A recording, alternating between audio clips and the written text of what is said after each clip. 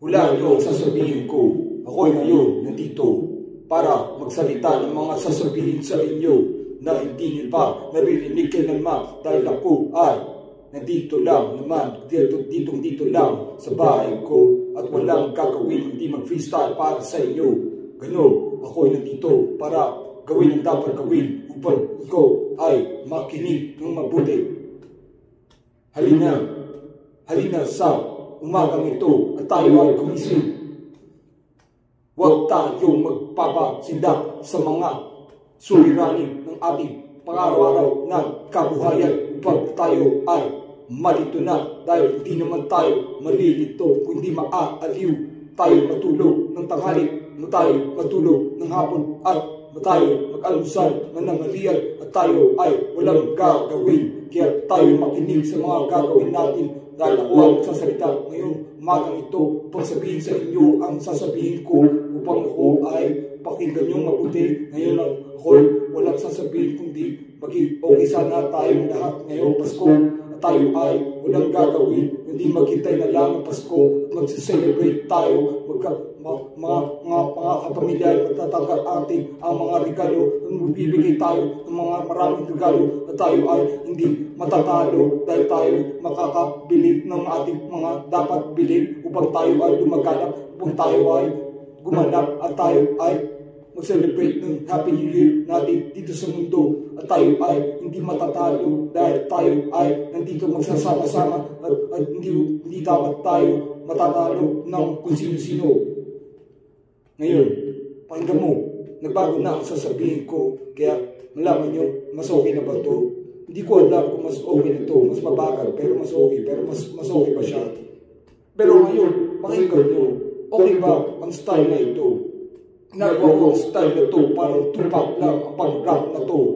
Freestyle lang ang sinasabi ko, pero mas mabago na ang sinasabi ko. Ngayon, kumanta kayo at bibilisan ko ang sasabihin ko. Ngayon, ito, pakinggan mo, naririnig mo ba ang boses na ito? Kaya alam mo ba na ako'y nagmamadali ng mga sasabihin ko at sasabihin ko sa inyo ang dapat niyong gawin at dapat niyong pakinggan ngayon. Ngayon ako'y bumibilis pa mas lalo ng mga sasabihin. Ngayon, medyo bumagal ng konti. Malalaman niyo bumabagal din ako magsalita ngayon. Okay ba ang narinig niyo ngayon? Ngayon, sa tingin ko babagal pa pag magpapakoros ako. Kaya ito, chorus pa to, diba hindi naman. Tuloy-tuloy pa rin ang mga sinasabi ko ngayon. Ngayon, bibilisan ko. Teka, magpapahinga ako ng mga isang segundo. Ilang segundo lang naman ang sasabihin ko sa inyo. Kaya ako ay ganun. Magpapahinga ng konti, pero ngayon, okay na ako. Ganun, magsasalita na ako ng medyo mas mabilis kaya sasabihin ko sa inyo, ay sasabihin ko ng medyo mas mabilis na ngayon. Kaya gusto niyo ba sabihin sa inyo ang mga sikreto na nalalaman ko? Pero hindi ko sasabihin dahil matatalo ako. Pero hindi naman ako dapat magpapatalo pa. Dahil ako ay mas okay na. Ganito lang dapat ang ginagawa sa araw-araw na ito. At ako ay sasalita ng mga salita na hindi niyo pa naririnig dahil hindi niyo naman dapat pakinggan ang mga dapat pakinggan ang sinasabi ko.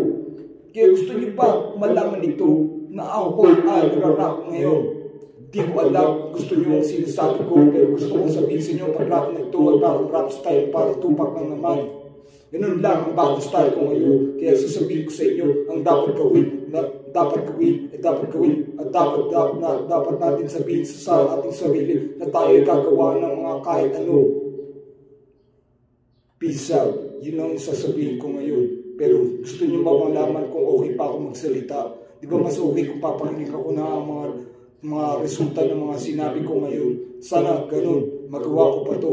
Pero bago lahat, sasabihin ko ng medyo mas mabilis ng konti. Gusto ko sanang sabihin sa inyo na tayo ay maglilingkod sa ating Panginoon ngayong Pasko na hahanda ng kanyang mga kaarawan sa ating. Okay, sana kung malalaman ko rin kung bakit tayo mag-celebrate ng Pasko. Pero gusto ko sana malaman nyo na mag-celebrate ako ng Pasko kahit anumang mangyari. Ganun lang ang sasabihin ko ngayon. Sana makinig kayo ng mabuti sa mga paalala ko. Gusto niyo ba sabihin ko pa kung anong sasabihin ng mga araw na to? Di ba ganun? Malapit na ang Pasko. Kaya tayo ay manda